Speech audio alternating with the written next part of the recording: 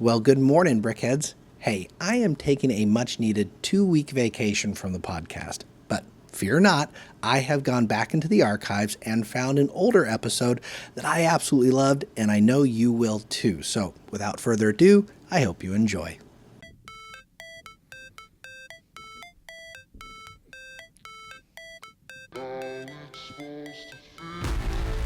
Alright, well, welcome to a Lego Friday. It is a full review Friday. Thank you so much for joining me.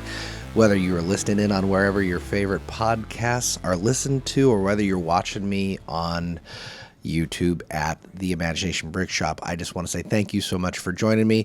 Glad you could be with me here on a Friday or whenever you're listening to this.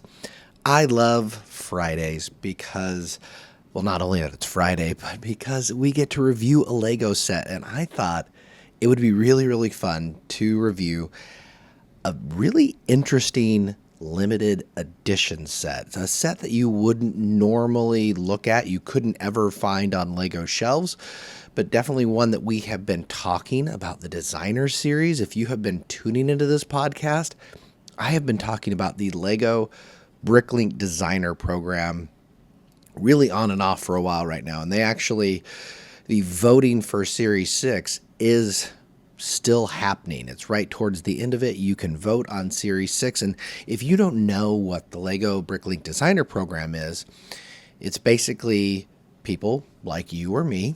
We get a good idea in our head and we design our own mock, my own creation. And we make that Lego set and we submit it to Bricklink. And people vote on it. It's crowdfunded. And if enough people give you a big old smiley face, you could be one of the top 5 finalists that then gets voted on by Lego in pre-orders to say, should we fund this set? And if the set gets funded, then the set gets built and we send it on out. That's essentially how it works. But it wasn't always a smooth process. I went into it a little bit on the previous broadcast where I talked more about what Bricklink is, how the designer program works, but in a nutshell, Bricklink was originally an independent company,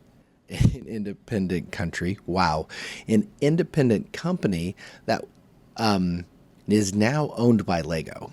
And they have utilized Bricklink to really great success, in my opinion, because they can do sets on Bricklink that they just would not be marketable to a mainstream audience. So you've got your Star Wars, you've got your Lego Friends, your Marios, your Harry Potter, and you can sell a whole lot of those sets. But Bricklink is a little bit more niche. You can sell really, really unique looking sets that for some reason may not really make the mainstream, but there's just enough of an audience where essentially Lego can make their money. And so today we're going to look at a particular set 910003. Yes, that's right. These always have long set numbers to it, but it's the Mountain Windmill.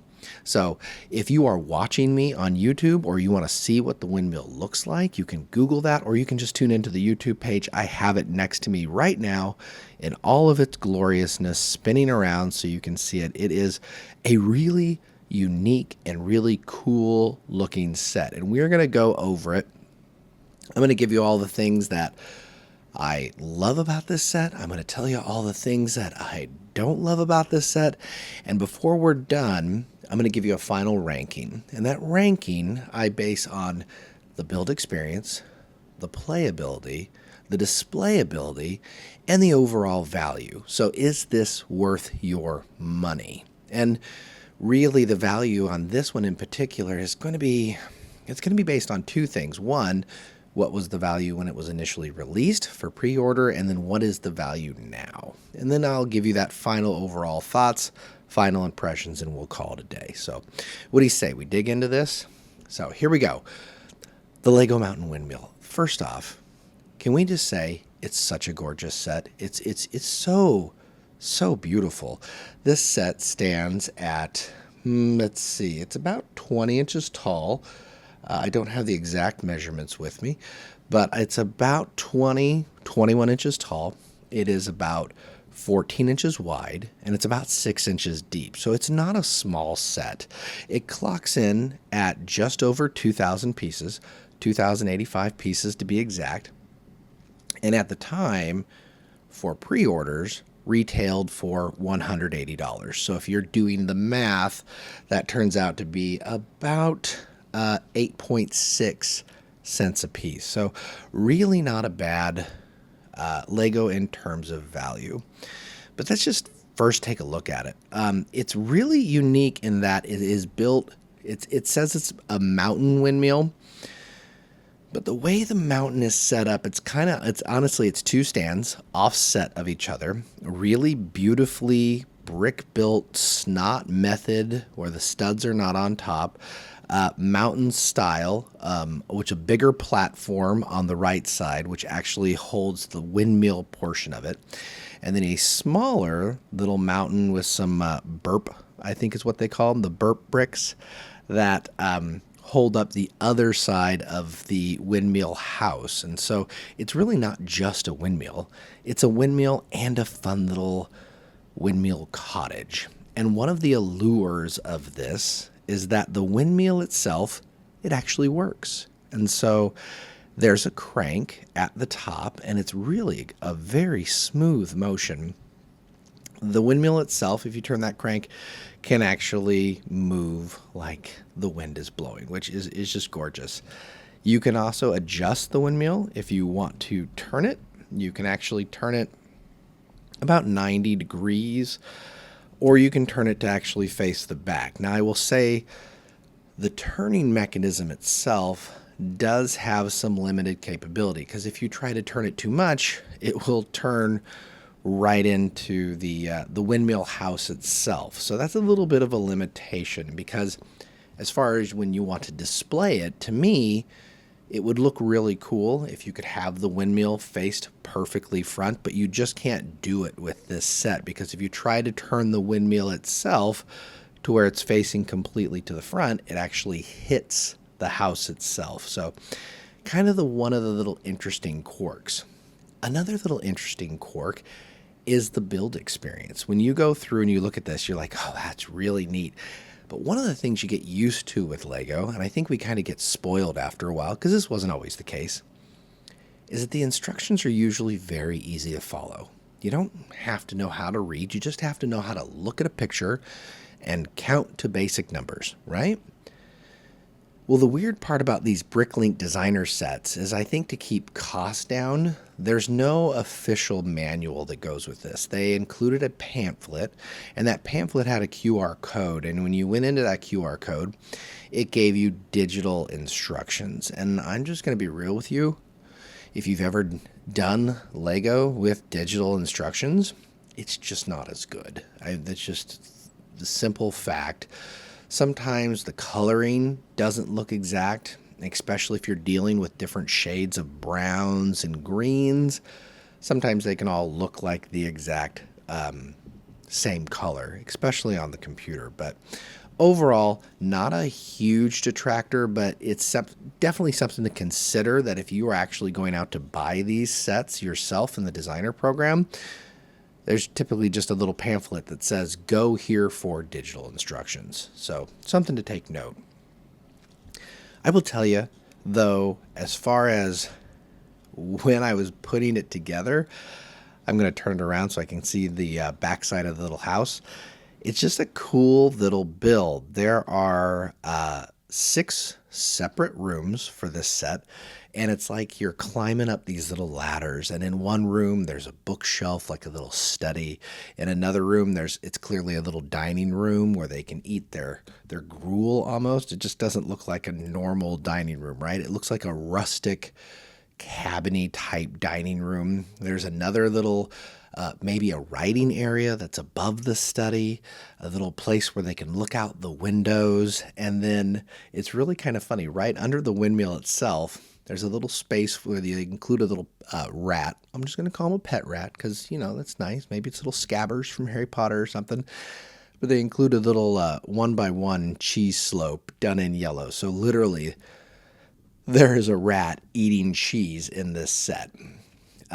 So that's cool.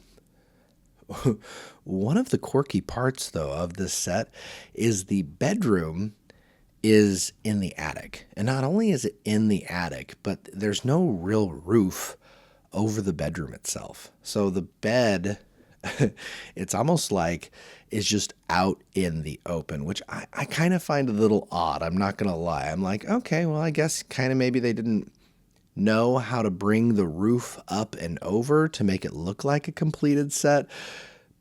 But it looks like there's a bed on a flat roof is what it looks like. So the color scheme is nice, but that's a little strange.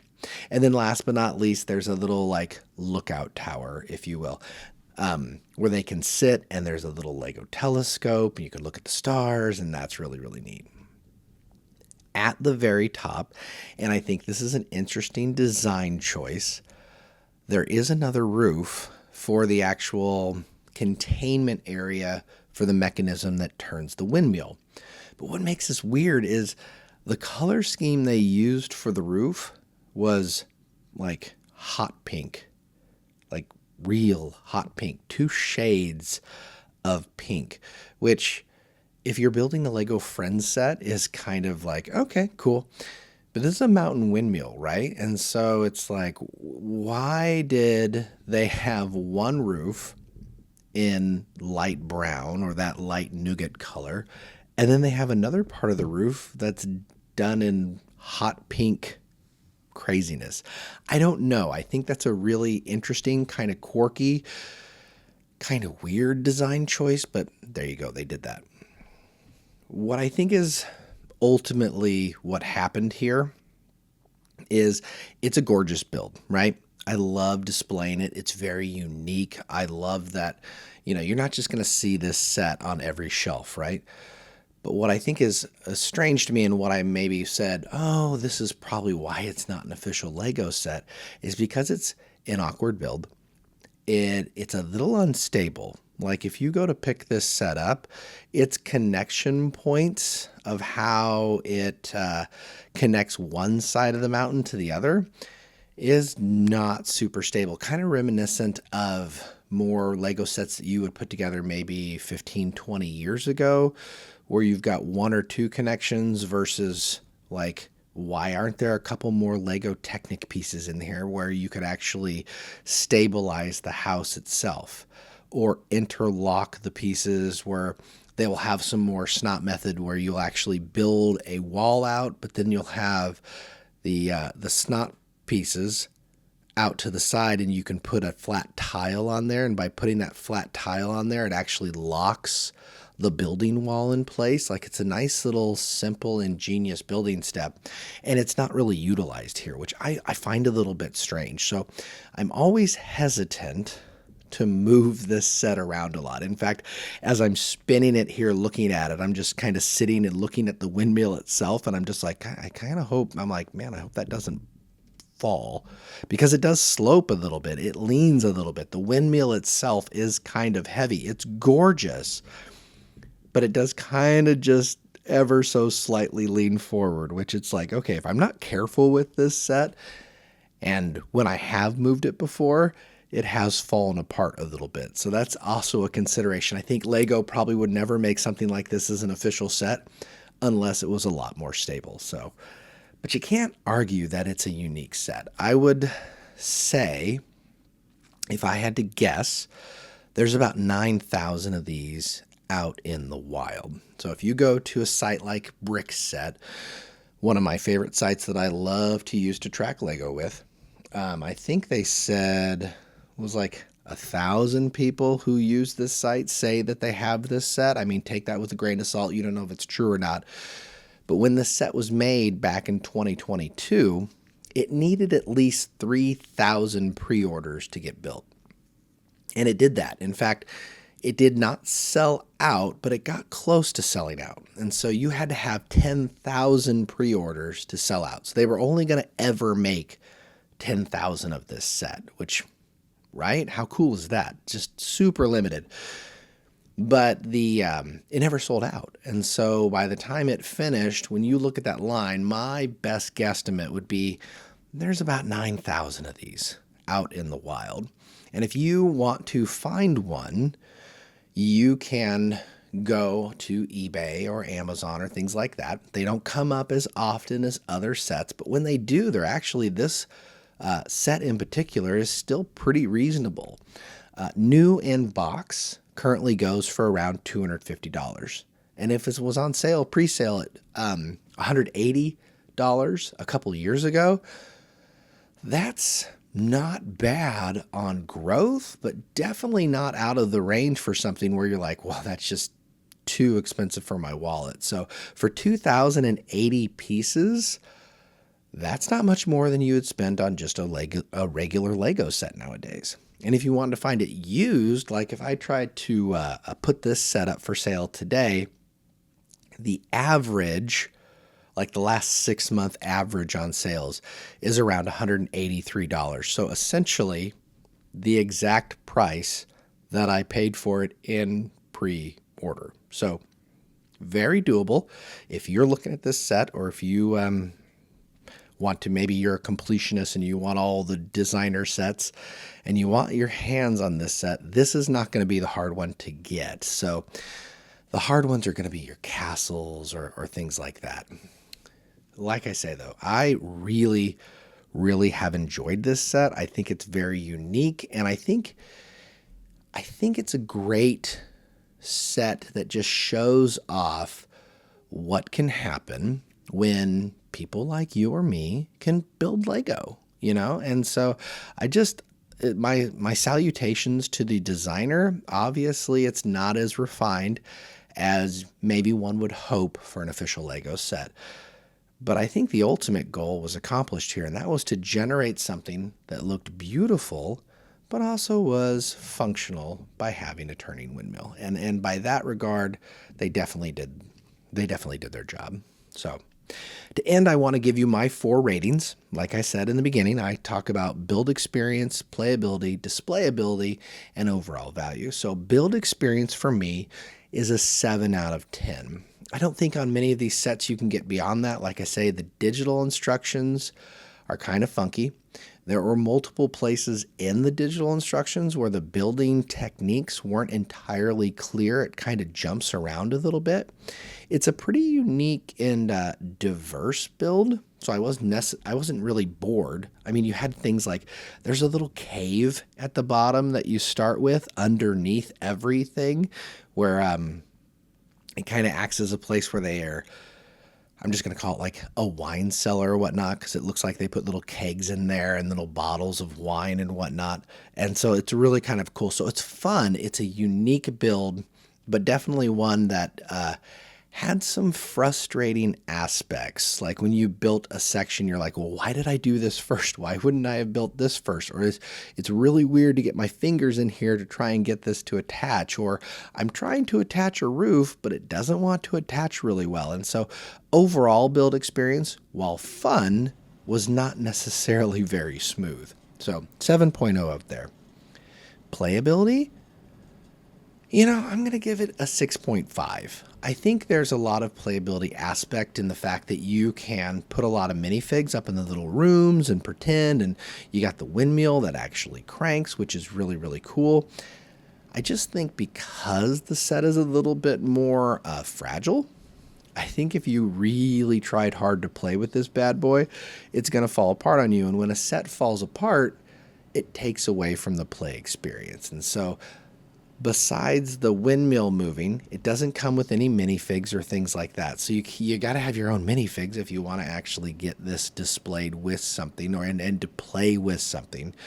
But overall, there are playable features. It's just without any minifigs and with the fragility of it, I would say 6.5 is probably a good number for this.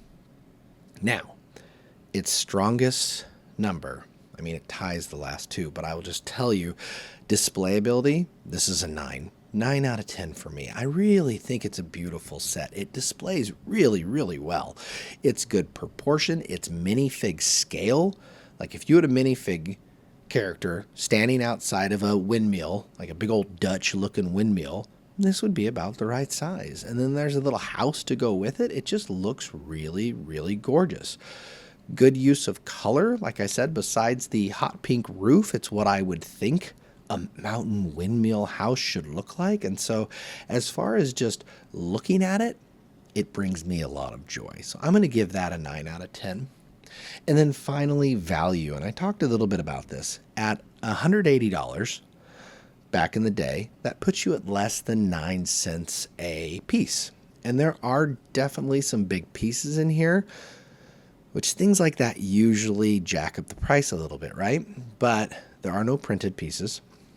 There are a fair amount of small pieces, and so the price per piece seems just about right to me. This seems appropriately priced for what it is. So value, I also would give this a 9 out of 10, which, if you're keeping track at home, 7, 6.5, 9, and 9, that rounds out to the final score of a 7.9 out of 10. Almost an 8 out of 10 set.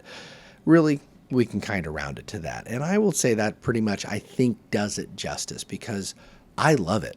But it's definitely a set that I don't think everybody is going to love. I don't think everybody obviously wants to get their hands on it. And clearly, when it didn't sell out back in 2022, there's only about 9,000 of us, give or take, that really were interested in this set.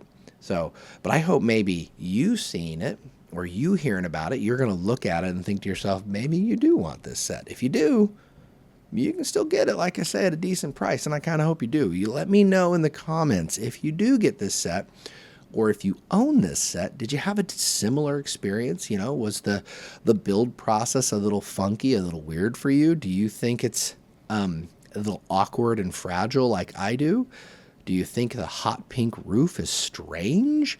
You know, let me know in the comments below. But with that, I just... if you're watching, I just keep turning it. I just keep staring at it because it's a pretty set. And so I'm just going to keep turning it and staring at it and enjoying this set. And I guess until next Friday, our next full review Friday, I guess I'll just have to catch you on the next one.